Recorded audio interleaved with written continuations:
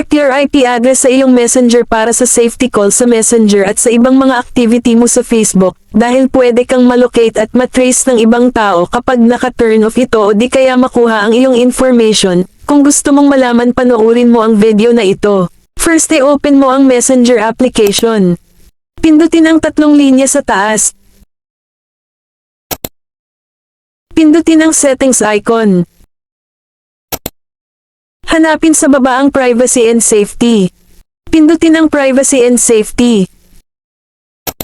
Pumunta sa baba at hanapin ang Protect IP Address in Call.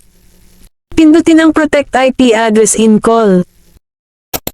At dito guys, para hindi malocate or matrace ang iyong location sa pamamagitan ng IP address, kapag may ka-video call ka sa Messenger, turn on mo lang itong Protect IP Address in Call. Kung nakatulong ang video na ito, huwag kalimutan mag-follow at i-share ang video. Maraming salamat po.